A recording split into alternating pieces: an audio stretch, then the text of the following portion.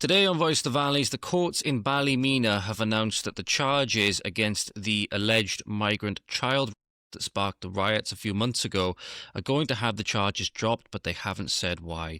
We're going to go over all of that. We're also going to go over the case where a man was arrested and charged with inciting racial hatred through the medium of music, and foreigners in the West now saying that the Westerners themselves, the worst decision they ever made was to open up their gates and let them in. All that and more today on Voice of the Valleys. Why, hello there, ladies and gentlemen. Welcome back to Voice of the Valleys yet again with your host, friendly neighbourhood far-right thug, or satirical unless he's not, Mr. George Cresswell. Hope we're all having a fantastic morning, afternoon, evening, night, wherever we are. Thank you to everybody who tuned in recently to see the stream where we went over Liam Tuff's and Steve Lawes' recent conversation. Felt that it was really, really good. Very, very long stream. Obviously, there's quite a few points where I had to go away, so there's quite a few long points that made it a lot longer than it otherwise would have been. 6 hours in all for a conversation which was just over an hour and 15 or so minutes, hour and 17 or so minutes. Thought there's a lot of good takeaways. We had a lot of good discussion. Obviously doing it live presented a good chance to have a lot of discussion. There's a little bit of back and forth between some people after I articulated some things and we, was able to have an exchange. I had to sort of elaborate on some of the things that I was talking about, and it was really useful for me as well. So thank you for everybody that tuned in, left positive comments, asked me more about my views, even challenged me on some things, right? I really, really appreciated it. I felt we had a really, really, great time all in all, and hopefully learned a lot of things about it. And that conversation, there's been a lot of people that have been talking about it. The Lotus Eaters guys have done a segment on it as well. I've reached out to Steve to see if he want to be on the show. Hopefully we'll be able to make that happen in the near future. But getting straight into topics of the day, one more thing. Obviously, if you're watching on YouTube or Rumble, whatever, make sure you like, share, subscribe, follow, all of that stuff. If you're watching on Rumble, you'll have all of this completely uncensored. Make sure you go and follow me over there as well, because at any point, the sword of Damocles could fall on my head on YouTube, as it has done for many other folks with similar politics or videos that aren't politically correct as YouTube deem that they should be. Also, we will be doing another stream, hopefully very, very soon. I want to go over the debate that happened a good while ago, about 5 years ago, between Laura Towler and Ricky Doolan. I think there's a lot of good talking points in there, a lot of good things to learn from and really elaborate on in that debate, as well as talk about the structure of debates in general, because it wasn't a debate which was the greatest well-structured, in my opinion. Don't think necessarily the moderator and Ricky came into it thinking it was going to be a real debate. They didn't really approach it as much. Laura came in with a full, opening statement written and all of these things. She approached it much more like you would. There we go. Just move my microphone a little bit. Much more like you would with a traditional debate. But there's so many good things to talk about in there. So many things to talk about, particularly with the civic nationalist worldview and stuff like that. So stay tuned. I'll let you guys know when that is coming, probably midway through or towards the end of this week. Getting straight into today, first story that's been breaking, one of the most important stories that's been breaking, is that the charges which led to riots in Northern Ireland, the Ballymena riots in particular, we'll go over a lot of the scenes, from what happened a good few months ago. As we talk about this, alleged to have been three migrants ganged a schoolgirl. That's what these riots were over. So I believe the victim was 10 years old, I believe, if I'm not mistaken. And she was walking along the street when she was allegedly, again, all of this is alleged, because now they've had the charges dropped, but we're going to go over why this is very, very suspect. She was dragged into a garage and assaulted by three males. I believe it was three Romanian males, because the one part of the article, which would be able to be linked down below, is the Belfast Telegraph. I can't read the whole thing because it's on a subscription, and I'm not going to go through the paywall. I can't at the moment anyway, even if I wanted to. Ballymena Youth Court was also told that while two of the suspects were arrested within hours of the incident on June 7th, a third has fled back to Romania. So you can find that down below. If you can read the whole article and then take some screenshots and send them to me, and we can go over that in a little bit more detail, maybe in another follow-up episode if there's more things to clarify. All we know at the moment is that, and this is from Sky News, this clip's going to be coming up on screen in a moment, that the rape charges which led to these riots have just, for some reason, been withdrawn. And the only things this says is due to evidential developments. That's all we've been told. We haven't been told what these evidential developments are, or, what things have been unearthed, whether it's because the charges were completely false and that's why they've been withdrawn. We haven't been told anything, and it's getting people to speculate. Is this just another case of judicial malpractice and not wanting to take things forward because of the obvious, politically correct reasons and the two-tier judiciary? I do not know. None of that's been confirmed yet. This is the Sky News report detailing what we know at this moment in time. A little bit of breaking news to bring you now, coming to us from the Public Prosecution Service. Two teenagers who were accused of attempting to rape a schoolgirl in County Antrim in an incident which, if you remember, it led to sustained racially motivated rioting taking place in Northern Ireland back in the summer in June. Well, those teenagers are to have the charges withdrawn. That's all we know for now, coming to us from the Public Prosecution Service. More on it as we have it. So that's all we know. So that's all we know so far, is that these teenagers that are alleged to have raped this schoolgirl, which is how these riots came about, and a lot of destruction happened. It's a very, very scary time. Very, very scary time. We'll go over some of the scenes to refresh your memory on what that sort of looked like in a moment. But all we've been told is that these rape charges have been withdrawn. No real explanation why. The only thing that's been said, this is from Sky News again, a Public Prosecution Service spokesperson has just said, in fact, I'll bring this, I'll just make sure that this is correct. I'll bring this up on screen for you. Right, bear with me 2 seconds, ladies and gentlemen. I just need to crop it and reframe it is all. But they've said that it's just evidential developments, whatever that means. And now that the case itself does not meet the test for prosecution. So I'm not a lawyer by any means, but I'll try and break down some of the things which might be referring to. But it says here, PPS spokesperson said there had been significant evidential developments in the case. Where new information or evidence becomes available, it will be considered along with all the existing information and evidence in the case, and the test for prosecution applied. We have recently been made aware of significant evidential developments in this case. In light of this new evidence, it has been determined that the test for prosecution is no longer met on evidential grounds, which is the first test that's done to basically see if something's going to go to trial. What is the evidence that this happened, right? So it does seem that whatever's happened here, the evidence doesn't actually seem to support, or at least that's what the conclusion that this is implying, is that the evidence we have at the moment doesn't seem to support the conclusion which was drawn at the time. So was it the case of, what other inferences can you get from this? Was it the case of it wasn't actually these people and they were scapegoated for this reason?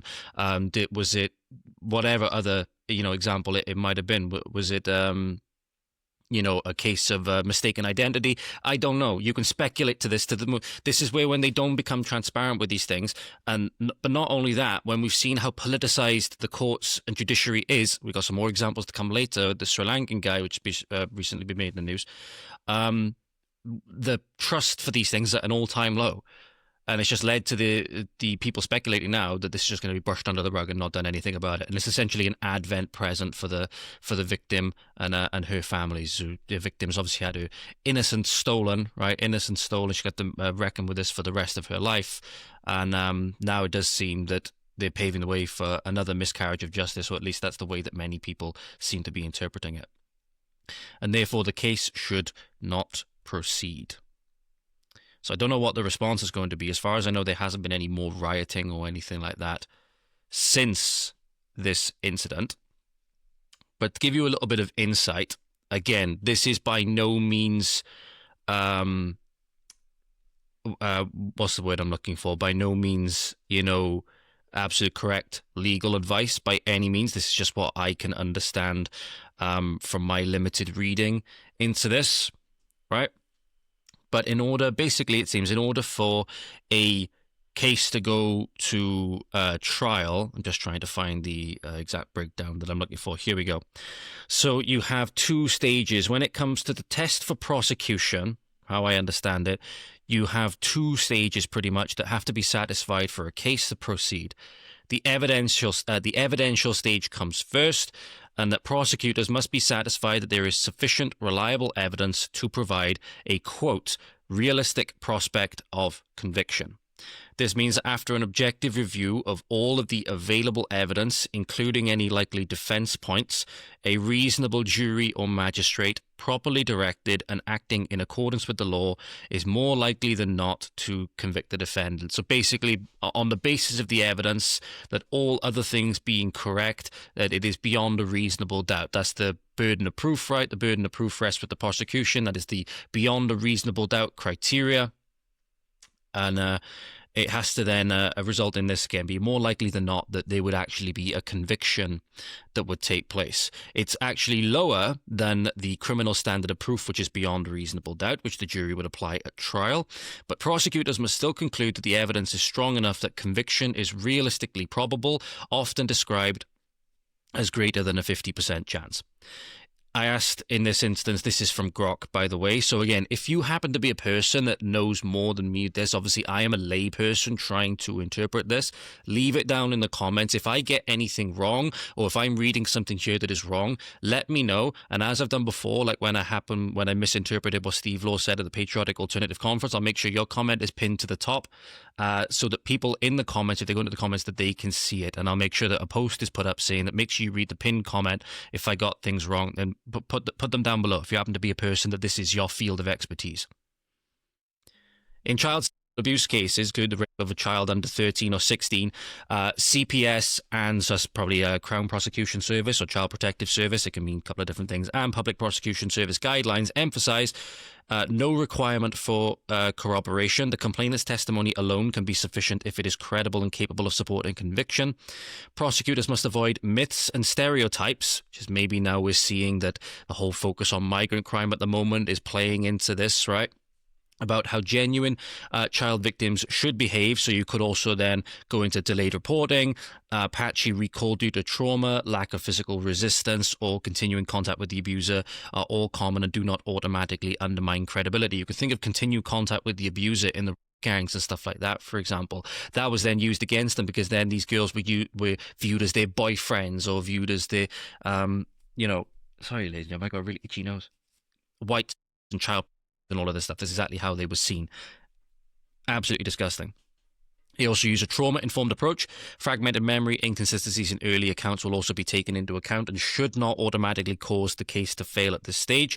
For multiple defendants, prosecutors assess evidence against each individual. There must be a realistic prospect of convicting each one. So maybe it's a case of, again, where the third guy has fled back to Romania, the third alleged has fled back to Romania, maybe now that's having an impact on the overall credibility and the overall prospect of convicting because one of them is in absentia, essentially.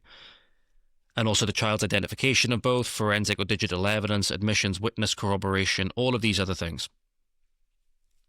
So what might fail at the evidential stage could be things like significant inconsistencies in the child's account that cannot be explained by trauma or age or development, and which a jury would likely see as fatally undermining reliability. Proven fabrication or contamination, so evidence emerges that the allegations were coached, so again, maybe adults behind the scenes coaching children to say certain things, right? That's another reason as well, by the way, why when I talked about the kid in the tiger costume that was holding that sign saying, I want to be safe. So I don't like children being used as political pawns. It doesn't matter who does it because they cannot consent to this stuff and they can be easily coached and they're just very easily manipulatable political tools in that sense. I'm not likening a child to just a political tool by any means, obviously, in terms of their value, but in terms of how easy it is to play on people's heartstrings, play on people's emotions, and enable them to not make a logical decision or stop them from making a logical decision, right? That's why children shouldn't be used in this regard, as many people often do.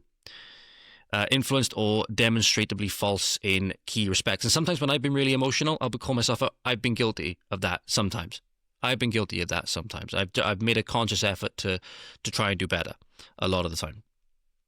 Strong defense evidence, so it could be robust alibis, material showing the incidents could not have happened as described. So common refutations, in terms of like, I wasn't even there, so obviously I can't have done this. All the stuff and then new evidence. So we could be talking digital phone records, CCTV, third-party witnesses that contradicts the core allegations. So these are the factors that we're saying here that have come here to then say that this case cannot go ahead, but they're not telling us what. They're not telling us what.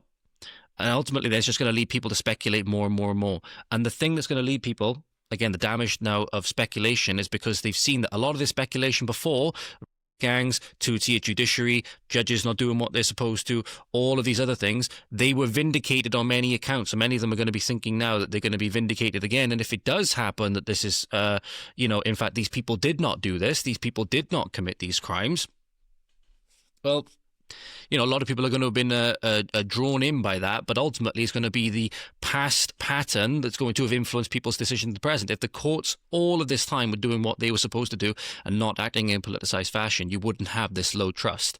You wouldn't have this low trust. There's the damage when your institutions start becoming politicized, turn against you, and we're seeing that judges themselves, in many instances, are nothing more than political activists.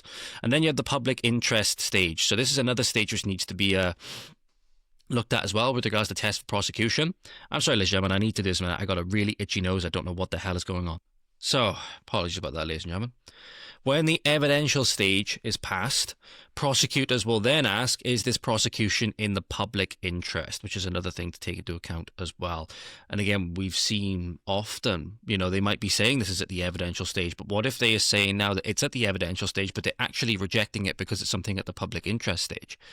Case of assault, the public interest is almost always in favour of prosecution because these are extremely serious offences with high culpability and harm. There is a strong public interest in protecting children and deterring such offending, except in the instances where the alleged offenders, or many instances now the offenders that we've seen in many instances massively overrepresented, like in Operation Stovewood and Rotherham and stuff like that, there's actually an interest not to give those things because they don't want to upset community tensions, or they don't want to, inflame community tensions is another term they'll use, or they don't want to spark allegations of racism or Islamophobia and all of this stuff, right? Or xenophobia. All of these things. We've seen how these exact things have been turned against people time and time and time again for generations. In cases of the gangs, in cases where the asylum seekers a lot of asylum seekers are doing heinous things to children, Hadush Kabatu and myriad other examples, right?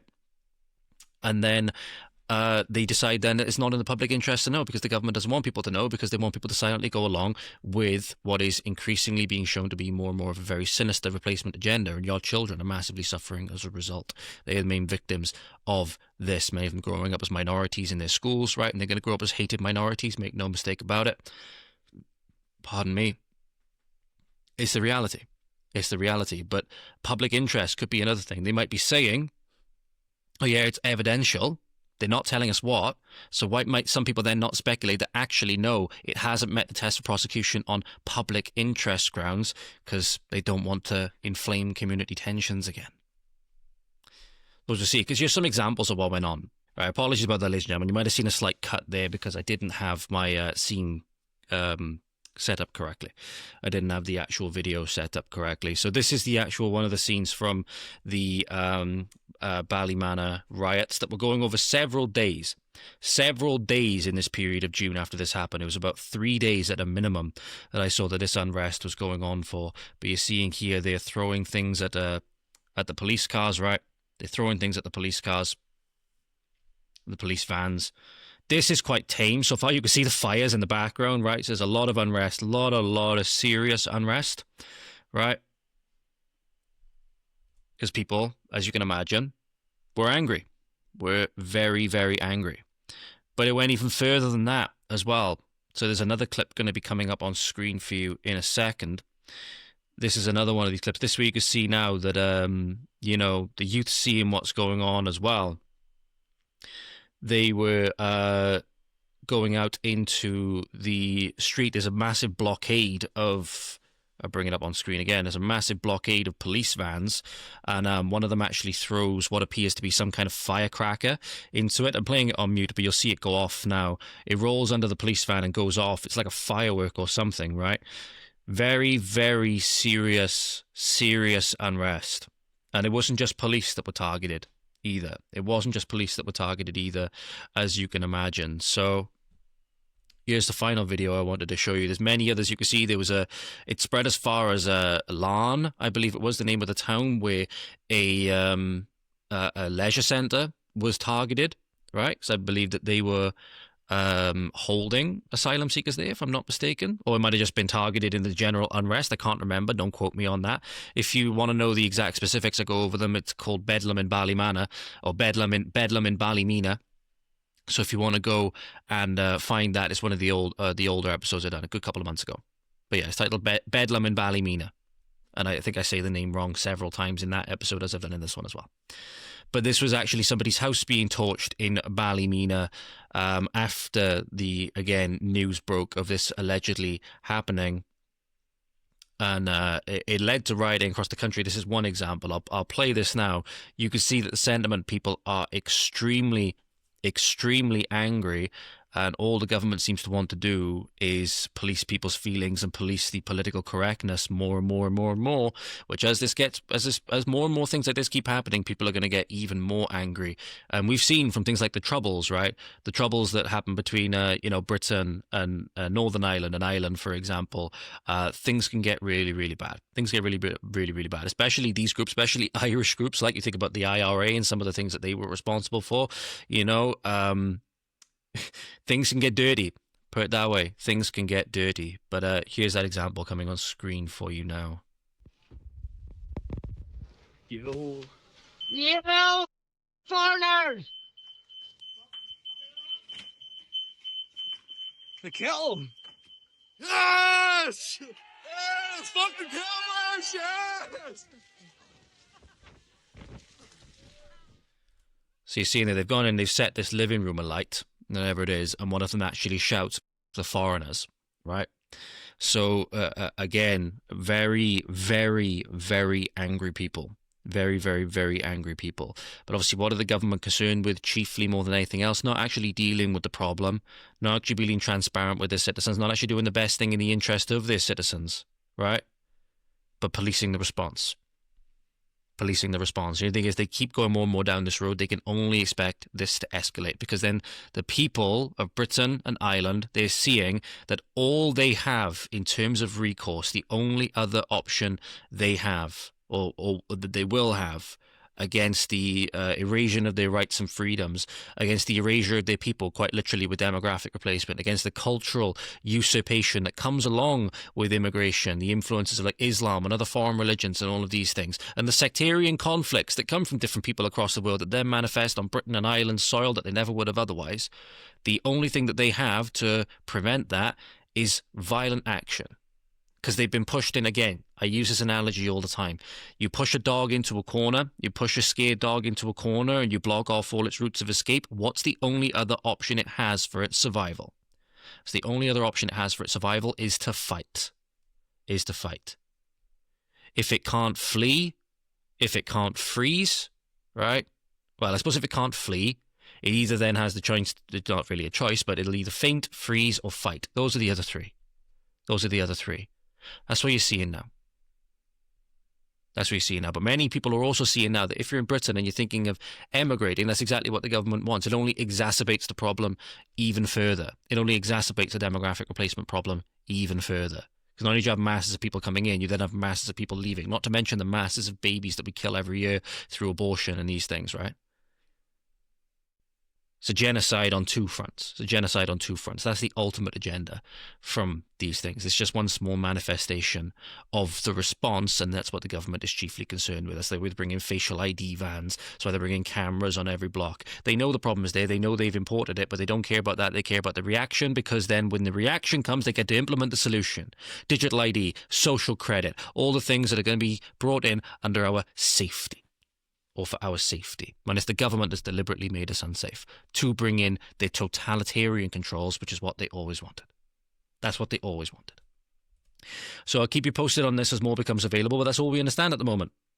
That's all we know at this present moment in time, unfortunately. I'm more so leaning to that this is going to go down the route of judicial malpractice, my opinion, but we'll see. That's just speculation. We can't know. We can't know at this moment if they're telling the truth that it was actually evidential grounds that this case has been rejected on, that these charges have been pulled on, whether it's in the quote-unquote public interest that it's been pulled on. We can't even know that if the evidence exists, or even if they do have the evidence, what is it and how does it contradict what we knew before?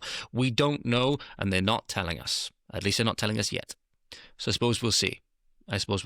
Transparency is most important above all else at the moment for these institutions that need to do everything they can to get their credibility back and make people not think that they're just activist organizations that the courts seem to be.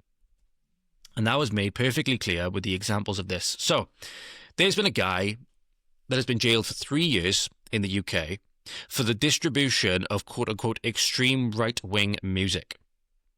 No joke, right? A father of two has been jailed in the UK for the distribution of what the courts have deemed are extreme right-wing music from his home in Hereford in England. Chicken factory worker Norbert, I'm not sure how to pronounce his surname because he's a Hungarian national, Gyurcsik, however you say it.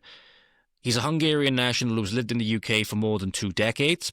He was sentenced to 40 months jail at Worcester Crown Court on Thursday by Judge Jonathan Lockhart, who described him as a quote-unquote ardent racist who ran a quote-unquote hub of hate. Gyurcsik, who's 48 years old, was arrested in May last year after officers from the West Midlands, in fact, I'll just quickly sort this and bring this up on screen for you as well, the West Midlands Counter-Terrorism Unit raided, here we go, they raided his home and found 2,000 records he was buying and selling across the UK and Europe. As far as I know, they haven't made any mention as to what this is, right? He then pleaded guilty in October for 2 counts of distributing, showing, or playing a recording containing content which was quote-unquote, which was threatening, abusive, or insulting with the intent to stir up racial hatred, and 1 count of possessing racially inflammatory material, according to the Ledbury Reporter. He apparently made £200,000 selling the music between September 2020 and May 19th, 2024. Judge Lockhart ordered a financial investigation saying this man was making a vast sum of money from this material. It's music. It's music. What was it? The Nazi theme? What was it? What was it? What was he selling those to the tune of £200,000 across 4 years? They don't tell us. They haven't told us anyway, at least not yet. But again, everything is branded as extreme right wing. Probably half of your gym playlist, probably you listening right now, unless it's just like the stereotypical dancey chart stuff, you've probably got stuff in there which could fall into this category. Right? Anything which has, Christian theme, nowadays would be lambasted as far right. So if you have Creed in any of your playlists, what's to say that they couldn't be labeled as far right or anything like that? I made a video or put a video up on X about me on the hack squat in the gym the other day, and about saying my nose was by ammonia because I had the smelling salts, and then I had the screamy German guy in my ear counting to 8 in a really gruff, deep voice. Right? If you know the band Rammstein, you know the song that I'm on about. One of the best gym songs that there ever is, in my opinion. Even though I can't understand half the words, although I looked them up on Google Translate, obviously. But point being is that could probably be lambasted as far right, just for the the sick guitar riff and the big beating drums in the background, and just the fact that the singer's German. Right? They're not making the thing what this is, but it's planned that you tended to stir up racial hatred. Again, who's to be the judge of that? So again, Sam Melia, who I spoke about with Joe Marsh, I just realised you probably didn't even see my face for half of that because it was probably obscured by the article. But Joe Marsh spoke about Sam Melia, and he was distributing stickers at the time, not even necessarily distributing them, but making them, right? Because they weren't politically correct, and they were basically saying to the tune of White Lives Matter was how I got explained it. They said if you think that he was intending to stir up racial hatred when he was making them, that you can convict him just based on that, right? It was a conviction clear as day of a thought crime. Conviction clear as day of a thought crime. So who's to say this isn't the same? Who's to say this isn't the same? Offending of this nature has the most serious consequence on society as a whole. I think more so the, racially motivated child and the terror attacks and all of the things like that committed in the name of a foreign god are more pressing to society as a whole. I think the demographic replacement is more pressing to society as a whole, personally. I think the fact that all of our politicians have decided they're going to turn against us because they hate us is more pressing concern for society as a whole. But what do I know? What do I know? And this is the biggest thing. Here's the biggest thing. He said to Gyurcsik, and I want to bring this back up on screen so you can actually see this. This is what the judge allegedly actually said. In sentencing, compared him to a war criminal. Compared this guy to a war criminal, hiding behind a facade of legitimacy. Absolutely nuts. They're saying they're going to compare him to a war criminal for making money, distributing music, and still don't seem to have said what that music is. They said that the quote-unquote extreme right-wing music, and he was investigated on whether the lyrics on the albums breached terrorism legislation. But yet, the same government, the UK, seemingly want to bring literal suspected terrorists to the UK shores. Because this is what just broke in The Sun. And this is where you're seeing that judges now are little more than political activists, a lot of them. Asylum win, quote-unquote. Migrant suspected of bomb attack which killed 269 people wins appeal against UK decision to refuse him asylum. The migrant, known only as YA, argued that the judge at a previous hearing was biased, and he's suspected of being involved in terror attacks in Sri Lanka, which killed, as I said, nearly 270 people. Apparently arrived here in 2022, claiming he and his wife were persecuted back home.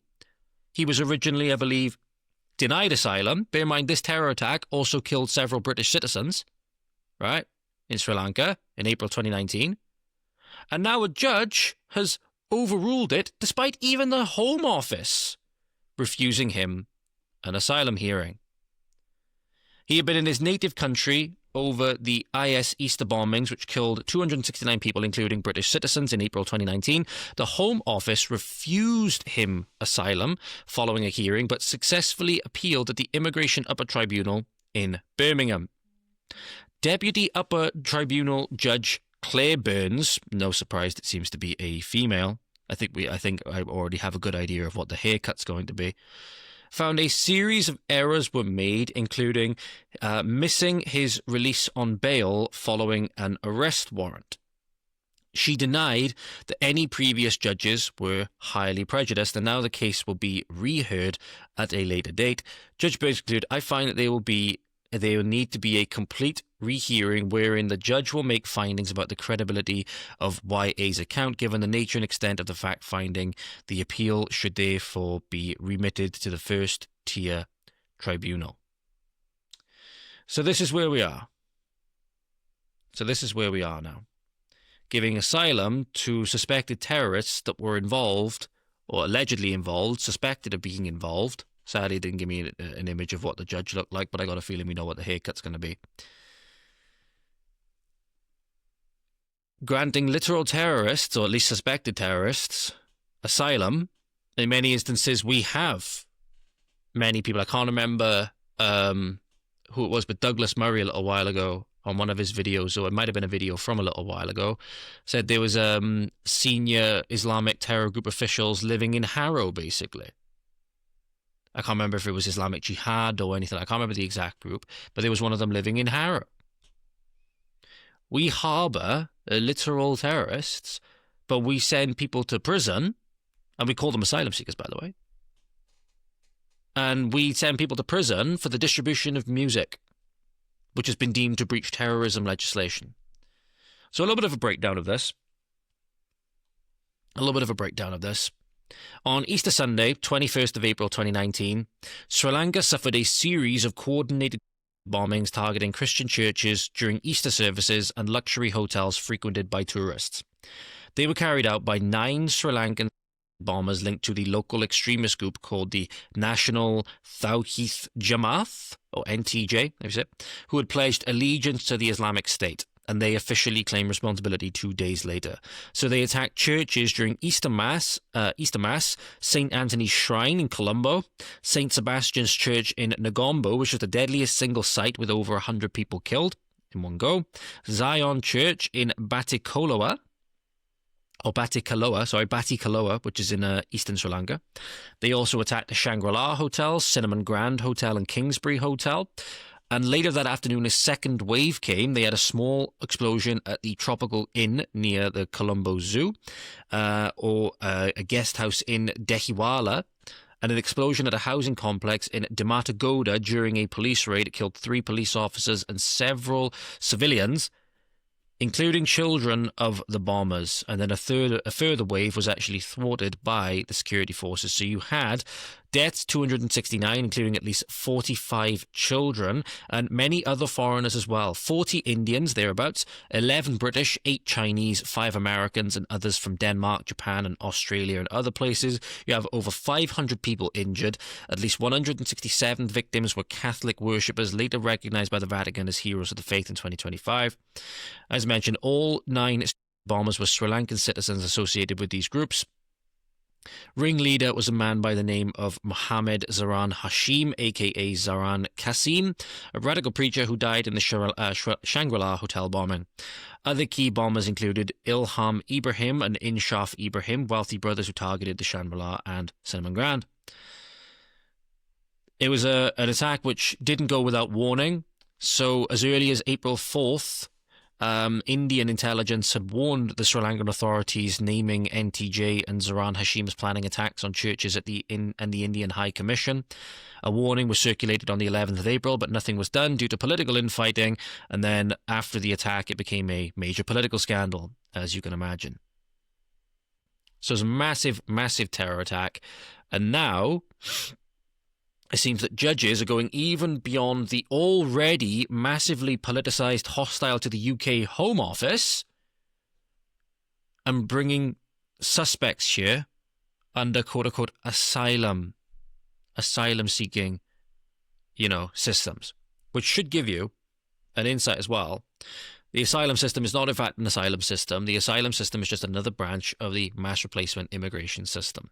It's another branch of the immigration system. That's how they see it. That's how our political leaders see it. Just brand everybody an asylum seeker, and it gives an instant reason as to why these people are coming here. It's not going to be scrutinized. It tells you everything that you supposedly need to know about them, that they're fleeing persecution or whatever it is, even if it's not true. So then if you say, oh, hang on, what's going on here? Oh, you're against people claiming asylum? You're against people? You'd send these people back to these countries where they're being persecuted? Well, how do we know?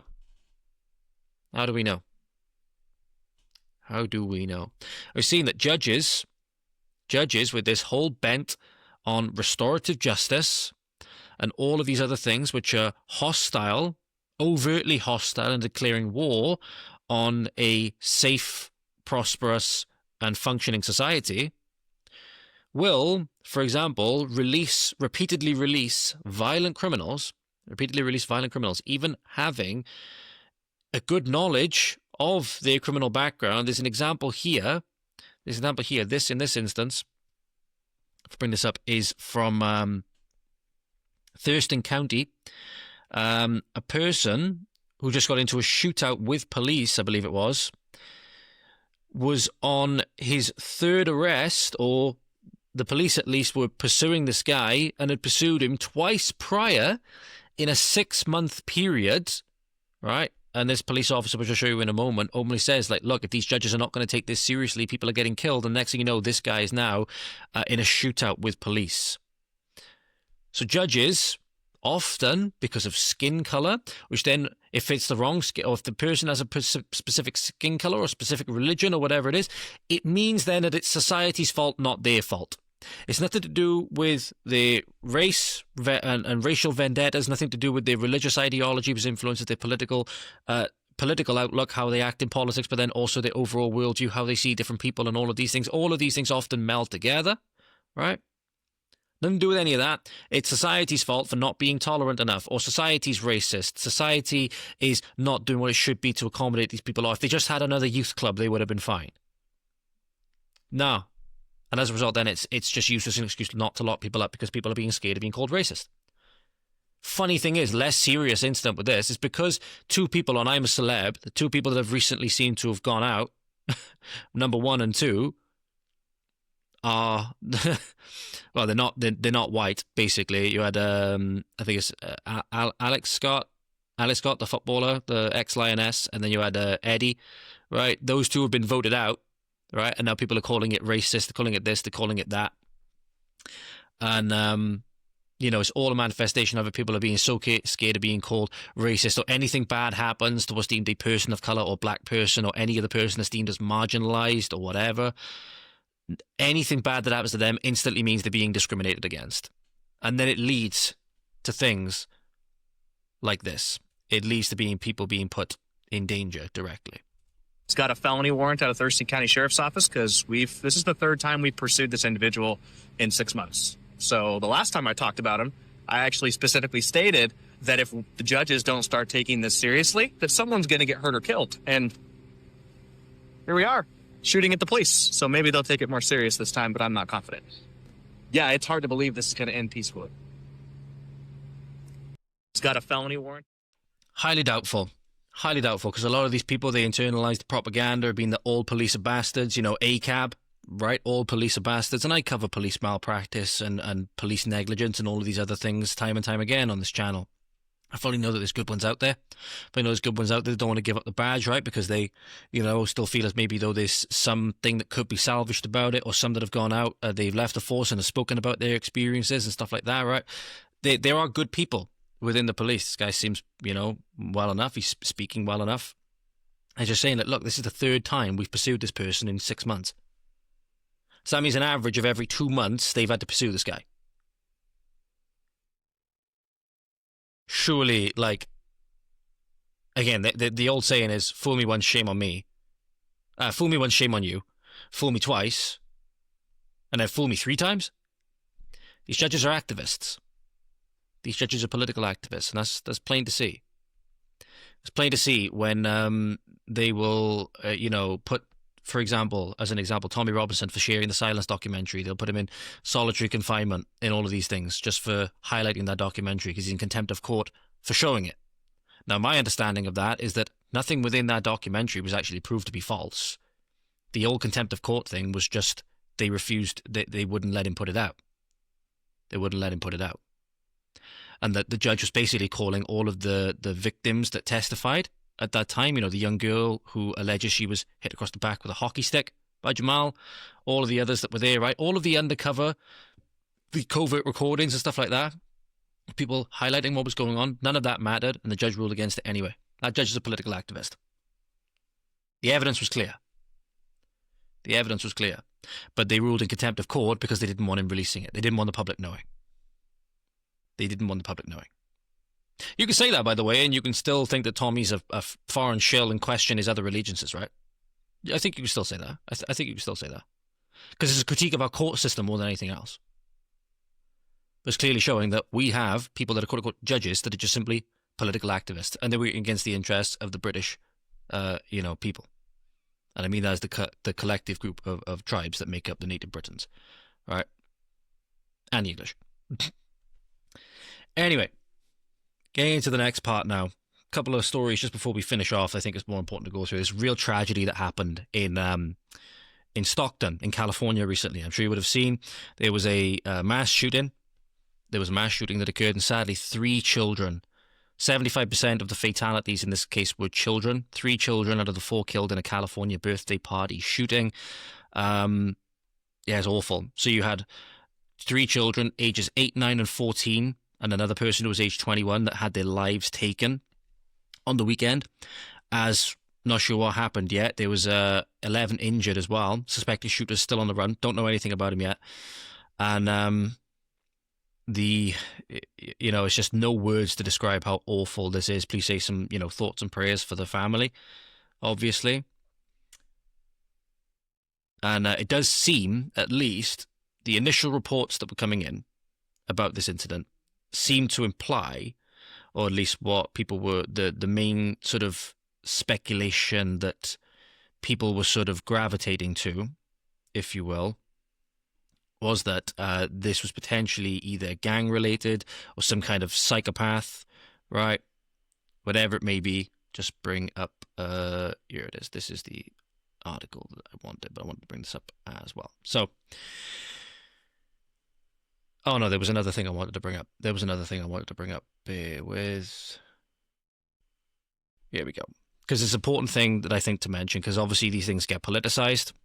Right, these things do get politicized, usually in the context of now another thing's going to be thrown back into the firing line quite literally is America with the Second Amendment and private gun ownership. I'm going to go through why people might want to rethink that in a moment.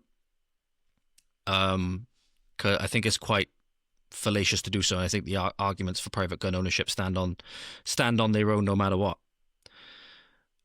But early indications, this is from CNN, suggested that this may have been a targeted incident.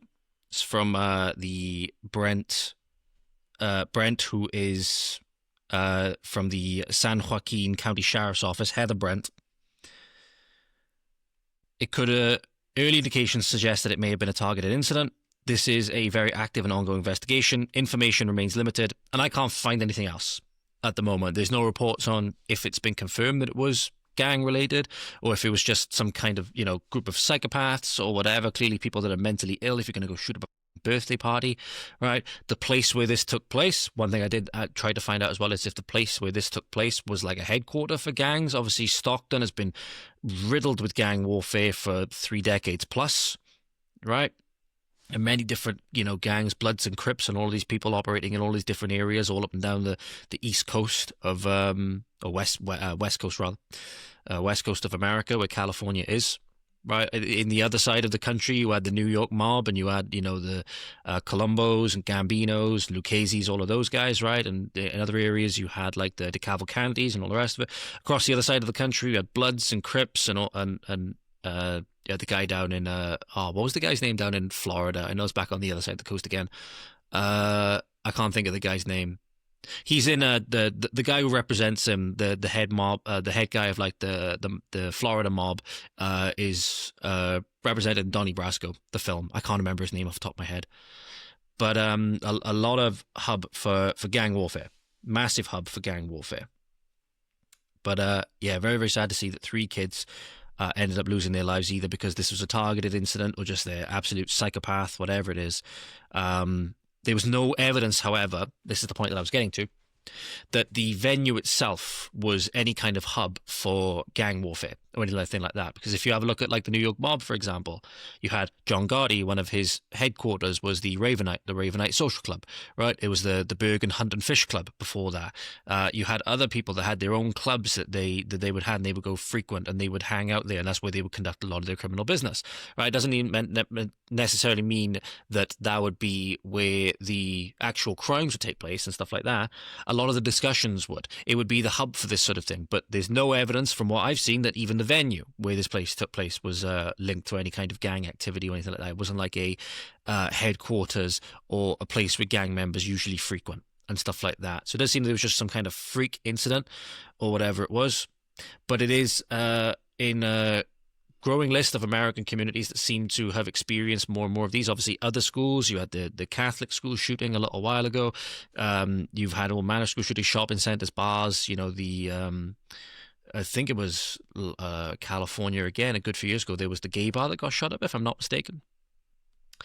But point being is that people have taken this, right, as you can imagine, and used it to run with the whole gun control debate again.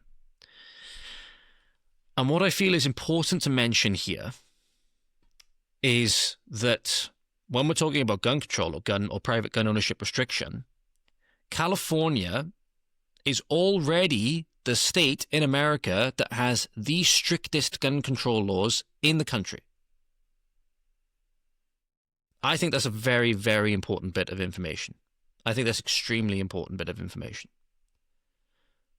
You already have the strictest gun laws, so what are you going to do? Restrict them even more? And if it does come out that this is either gang-related or it's, again, a repeat offender of some kind that's out because of the restorative justice system, or somebody that wasn't locked up in some kind of mental asylum when they should have been, right, because that would have been deemed as insensitive and it's society's fault, it's not the individual's, what are you going to say then? Are you going to say in other states, for example, that don't have this same problem and do have relatively relaxed laws on private gun ownership? Some of the things that California's laws include a ban on assault weapons and high-capacity magazines over 10 rounds, right? So you're not going to get things like AR-15s with like a 30-round mag or anything like that. Universal background checks for all firearm purchases, 10-day waiting period, a safe handgun roster, only approved models can be sold, red flag laws allowing temporary firearm removal from individuals deemed a risk, strict concealed carry permitting, sensitive places restrictions remain post-Bruin, requirements for firearm safety certificates and safe storage in certain cases. These regulations far exceed federal minimums and those in most other states, making private ownership more controlled than more permissive states like Arizona, Texas, or Montana. Even with slightly varying methodologies, such as the Every Town for Guns survey, place California in the top tier for law strength. The exact rankings can obviously fluctuate. It's one of the strictest, most hardest places to get private gun ownership in the US, right? And still these things happen. Still these things happen. I think that's quite a good point to say that maybe it's not the gun that's at fault. Maybe we need to look at other things, like the gang culture, like the laws that are saying, why are people who would go and shoot up a birthday party out on the street to begin with? Right? And maybe address those things. Having all of the penalties on the law-abiding citizens, which is who these policies affect, right, did not stop these children from losing their lives. But it did result, for example, in parents not being able to stop the state taking away from them to have their children undergo mandatory or forced sterilization and gender change procedures. Which did happen in some cases. It has paved the way for more government tyranny. And the many businesses, if you look at how many businesses have left California in recent years, due to the fact that many areas have now resembled slums, right? Obviously, X, I think, was situated there for a little while, then they left. I think Patrick Bet-David started his businesses over there. Loads of people have left those areas because of the governance. It ultimately comes down to the governance and the people who would use guns and target a birthday party in the first place. I'd say those people are the problem, not the firearm. Look at the UK as well, with some of the strictest laws on guns, again. You still have, as I spoke about before, 9-year-olds getting caught in the crossfire of rival Turkish gang warfare in London. Strict gun laws didn't stop that. And she's now going to have significant cognitive and physical difficulties for the rest of her life because she was out with her family at a cafe and some Turkish gangsters decided they were going to roll up and do a drive-by trying to eliminate their political rivals. And she ended up getting caught in that crossfire. I think it's more the Turkish gangsters that are the problem. Call me far right, call me a Nazi, call me a contrarian. I think it's the people holding the weapon that are the problem. Because when people turn up, again, another important thing to remember, when you had the guy rampaging through Toulouse with the knife, or when you had the Bataclan massacre, which we discussed a little while ago, with suicide bombers and with the terrorists there, who were the people that will turn up to deal with that and neutralize that threat? Men with guns.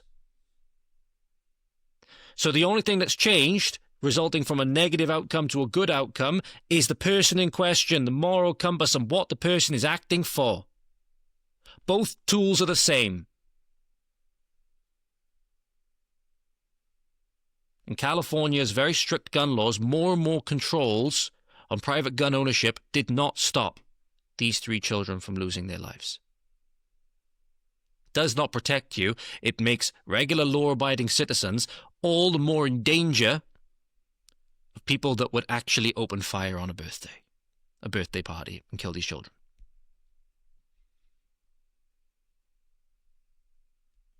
So for everybody who you may know is jumping all over this to say, oh, we need to ban guns and all of this stuff, maybe send them this part of the video. Maybe understand that California already has the strictest gun controls in the US and it didn't help. Maybe doing more and more of the same is not going to work. You know, you hear the saying, the definition of insanity is doing the same thing over and over again, expecting a different result. Maybe we can think about that. And especially maybe we can think about that in the UK.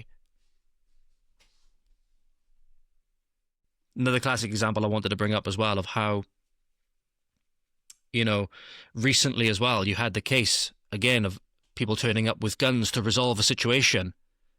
the Washington, D.C. gunman. People tried to say it was it doesn't look like an immigrant, doesn't look like a black guy or whatever.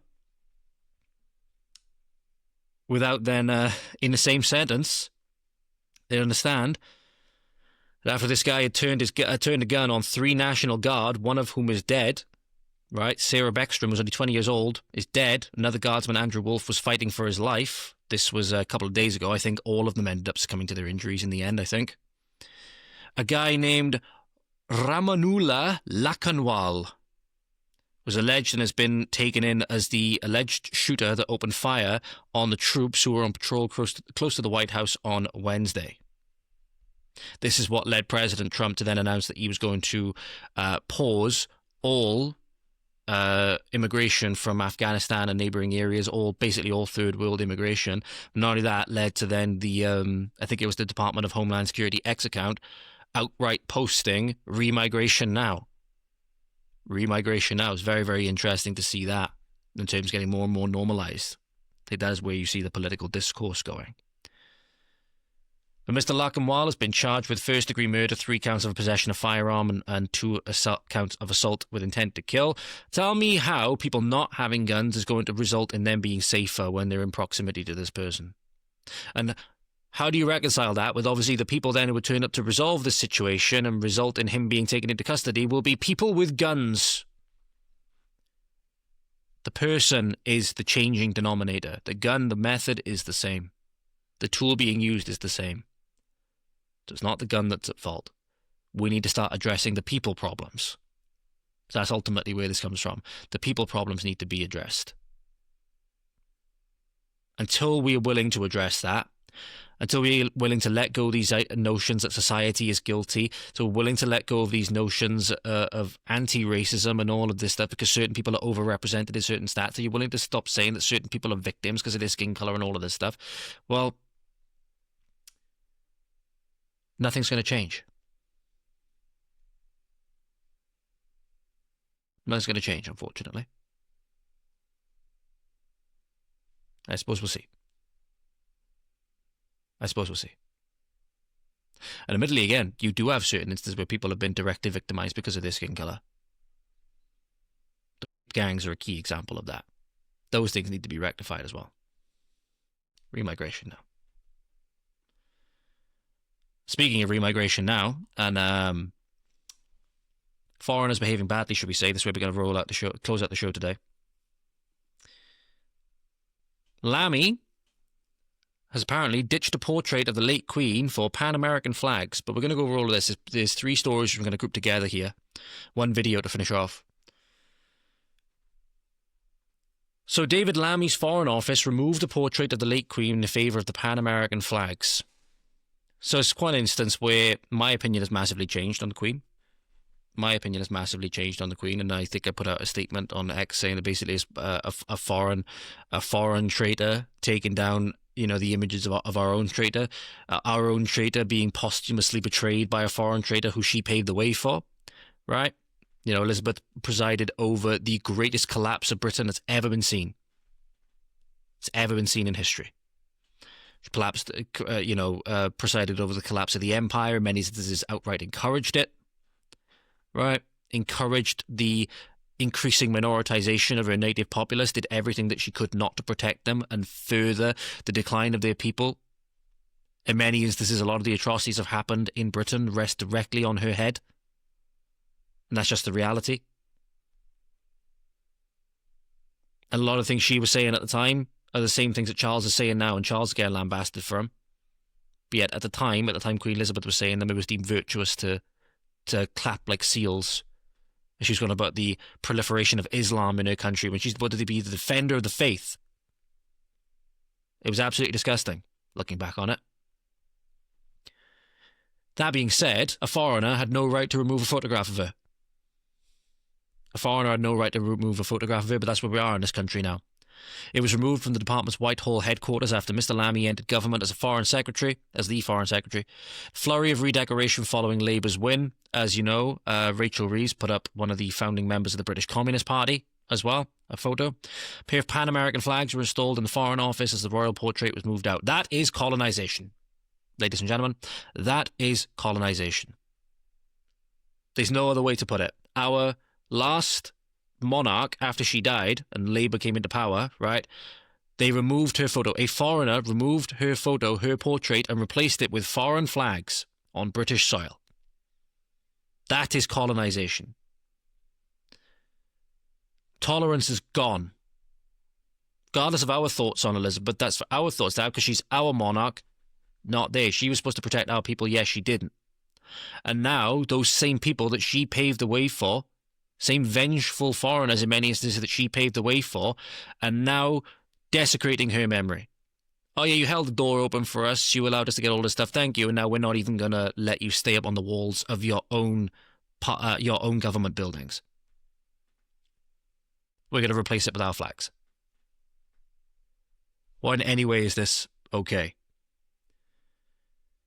Elizabeth's smiling 2014 portrait is now in storage, and there are no remaining collections of the remaining late monarch in the Foreign Office. Not to mention, Lammy's gone and done this. Labour MP Talib Sadiq, this is in the aftermath of Lucy White making waves on X for saying that foreigners shouldn't be MPs, right? Which I think is just the regular stance that everyone held up until recently. Up until, you know, the modern generation, I suppose. She's been sentenced to 2 years in prison at a corruption trial in Bangladesh. The MP resigned her ministerial post earlier this year after she was accused of illegally receiving a plot of land from her aunt, and she was being tried in absentia. And Ms. Sadiq was accused of using her influence over her aunt, Sheikh Hasina, the country's former prime minister, to illegally secure plots of land for her family members in the suburbs of the capital, Dhaka. And she was being tried in absentia. Her aunt, Sheikh Hasina, was ousted last year and has been sentenced to death, although she fled to India before she could be arrested. And now she's been tried in absentia, and again, the whole point is people are nationalists wherever they come from. You're increasingly seeing people are nationalists wherever they perceive their blood and soil to be. Hamza Yusuf said that as much. And we're seeing how many of these foreign MPs, that we have, first off, which are also a problem, which is obviously the main problem, but they have foreign connections which are problematic for us. So if you elect in a British MP, an actual one, there's going to be no concerns over corruption allegations and being tried in absentia for corruption in Bangladesh. Not going to happen because they don't have those same ties. That's why ultimately no foreigner should ever be allowed to have any kind of political power in the political system, because we've seen how it's been weaponized. We've seen it's been weaponized, and they have all manner of other allegiances which often they cannot reconcile with being Britain first and for the British first. In many instances then they openly side with their own tribe, whether it's on racial grounds, religious grounds, or both, or should I say ethnic grounds, religious grounds, or both. And that directly compromises their ability to do their duties. You do not have any of that same concern with the native British MP. That's just the reality. We need to clean house of our political system, of our policy. We absolutely need to clean house of people that never ever should have been allowed to be MPs and representatives in the first place. That's just the reality. Because this is one example. This is one guy, famous leftist influencer, Wajahat Ali in America, saying the quiet part out loud. The only thing is, he may be saying it. He may be feel as though he's in such a position where he can say it. Many others are silently thinking it. And we have to be thinking in generalities at this point, ladies and gentlemen, because politics is built on generalities and ideals. We have to be thinking on generalities, unfortunately. He said, "Whites, your mistake is that you let us in. We are breeding people. Your cultures suck. You already lost." Just listen to this tirade, ladies and gentlemen, and understand that he may be saying it. Many others are thinking it. And unfortunately, that's just the reality. You have lost. You lost. The mistake that you made is you let us in the first place. See, that's the thing with brown people. And I'm going to say this as a brown person. There's a lot of us. Like a lot. There's like 1.2 billion in India. There's more than 200 million in Pakistan. There's like 170 million in Bangladesh. And those are just the people there.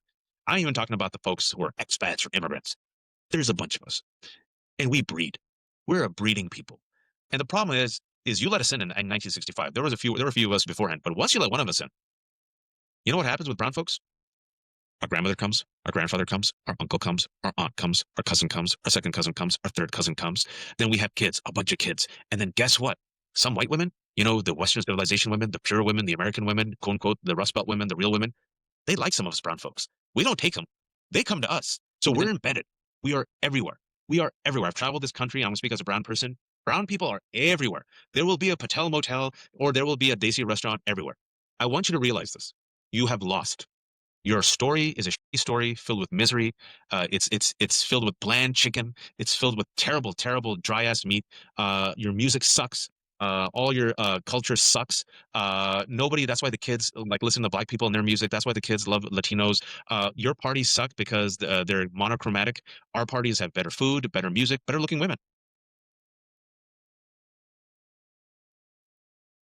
Our culture suck and our story sucks, eh? Maybe we should remind them in the modern day of why that's not so.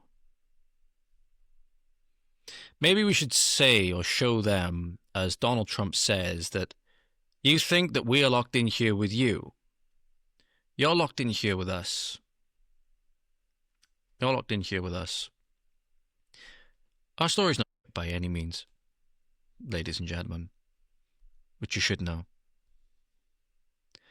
Stories of the world wars, the quarter of the globe spanning empire. It's by no means a story. In Britain, the British people, one of the best stories in the world. Many others may think it's okay to denigrate us because of it, but we brought a lot of good to the world. The first Western nation, it would seem, white Western nation, I would say, to say that on moral grounds slavery is illegal and should be abolished, and actively abolished it all throughout the empire. Blood, sweat, tears, money, all spent emancipating people like Wajahat here. We didn't have to. We could have continued to reap the rewards of that industry. We chose to do it on moral grounds. Not to mention, many of these places that Wajahat is from, takes pride in, actively still practice slavery to this day. Ant Middleton recently said that one of the great examples that we would be looking to about being a melting pot and success and all this stuff, the UAE, Dubai. Dubai still practices modern slavery, if you didn't know. And they do so by enticing migrant workers from other places to go to Dubai with the promise of gainful employment and all of this stuff. The minute they get there, they take their passport, they load them onto a bus, they send them to the slave quarters where they're chucked in a bunk bed of 4 other people in essentially similar size to this room here, very, very small. And they are taken via bus to their employment, which they essentially work 12 hours a day, 7 days a week, only going to and from their employment building and then taken by bus straight back to their slave accommodation. I mean, pitiful wages that they'll never be able to take back. And oh, they stole their passport the minute they got there, so they can't escape. Sorry. And then I started seeing signs that straight up said labor camp. Now, this is the part where I will attempt to describe how slavery exists in 2025 in the richest country in the world. Companies in Dubai go to other countries like India and say, "Hey Indians, would you like to come live in Dubai? We'll pay for all of your housing." People say, "That sounds awesome. I'd love to live in Dubai." They fly to Dubai, all expenses is paid, they land, they take their passport away and they say, "This is where you'll be staying from now on." It's a labor camp where there's 4 bunk beds in one tiny little basic broom closet, and you're about to work 12 hours a day, 7 days a week, in sometimes even 120-degree level heat. And if they ever want to leave, they just have to pay the company that flew them out an amount of money that they'll never actually earn from the job that they work. And so they live out their days in horrible and unsafe working conditions until many are driven to... I'll link 2 videos down below, ladies and gentlemen. One of them is a story of somebody who went to Dubai to work and explains this exact story. Another one who was one that actually went and found and videoed some of these labor camps. and actually broke down how many people they keep in slavery and stuff like that and the actual arrangements that they kept in. Really, really good videos. But our story, they still practice slavery today, but our story, and we got rid of it on moral grounds. The Industrial Revolution and all of the industrial reforms that we brought to the world, whereas many areas still have yet to be able to get drinking water. We built cities. We built sprawling metropolises and brought this to the rest of the world. Many other areas of the world, built hospitals, built infrastructure, built all of this stuff. The best university campuses and educational facilities have all come out of our history. They've been co-opted in the modern day, but they all came out of our history. You have people like Bertrand Russell that came from this very soil here. And many other places around the world, never mind hospitals, never mind infrastructure, can't even get electricity, lighting, and basic wells to get water out of the ground. Then they come here and they want to turn our country the way it is that they got back home. And the fact of the matter is, the people are what make those nations what they are. The people coming here is what then turn our nation into what they came from. And that's why not only do many people or more people need to be stopped from coming here, many millions need to go. Need to go. And they openly say, Wajahat is not reflective of everybody on that other side of the, of other ethnicities, should we say. But there's a lot of people that think like him. There's a lot of people that think like him, and he's very influential.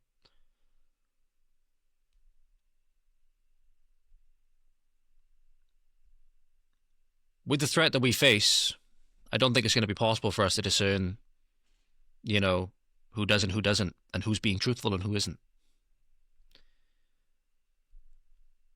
Ultimately, the only place where you're going to come up to a bedrock of an understanding of who is of here and who isn't is by whose blood traces back here.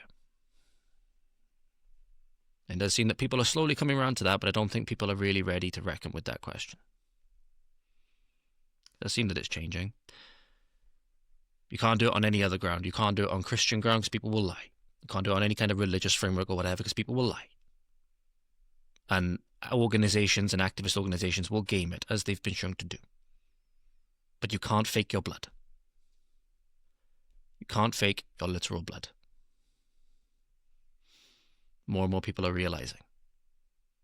Fatigue is building. Fatigue is building with how much our politicians bend over backwards for people like Wajahat at the expense of their native people. If things don't change, then you're going to see more. This is just the reality. I don't want this. You're going to see more scenes all up and down all of our countries and counties like Ballymena. Ballymena. Don't want that. So let's push for the most peaceful solution that we can. Thank you for watching, guys. Hope you enjoyed it. I hope you found it useful. At the very least, have a good morning, afternoon, evening, night, wherever you are. Diolch, thank you for watching. Make sure you like, share, subscribe, all of this stuff, or dislike, whatever. Leave comments down below. Found it useful. If you make clips and everything like that, or share the episode, make sure you tag me in it so that I can repost it and share it and all of this stuff as well. Tag me on my X and Instagram handles will be down below. And Hoyle vow to see you next time. And take care now. Godspeed.